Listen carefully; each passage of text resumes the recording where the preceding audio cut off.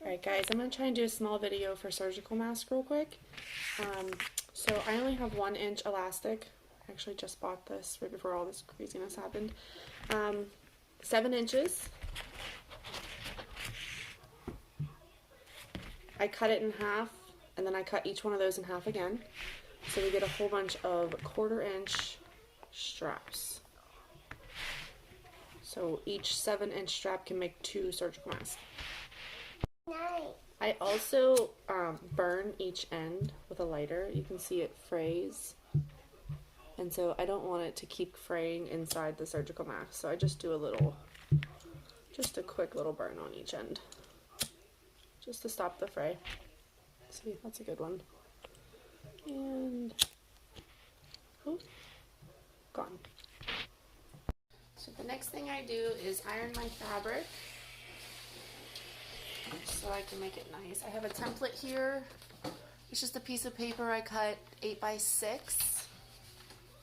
And I just line it up on my fabric and cut. You could probably cut a few layers at a time, but I'm doing one. And you're gonna cut 2 squares the same size. I know if you're doing this for health professionals, they suggest you doing a light side and a dark side, so that way the nurses and doctors know which side they have used already and which side they have not. So I'm going to try and do that today. Okay, so I got 20 here. I'll cut 2 layers and elastic. Time to sew. So when you start sewing, you're going to sew on one of the longer ends and start halfway. And you're going to back stitch because it's very important. And then I go a little further down and then take one of your elastics and stick it in between the 2 layers with a tiny bit hanging out on the corner. And I like to go up to it and then back stitch over it twice, so you'll see. So we're going to back stitch over top of the elastic on the corner. And then lift, turn, and back stitch over it again. And just be careful that you don't get the line of elastic caught. And bring the other side down to the other end. Hold it in place and sew straight down and do the same thing on this corner. Okay, so now that we've gotten one side in, we're going to go straight down the other side and do the same thing. Put this in between the 2 layers.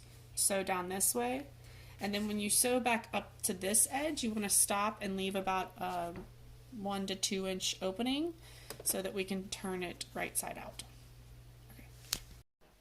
Okay, now that you've sewn the rectangle with a small opening, you're going to cut the corners without cutting your seam, just so your corner will come out a little nicer.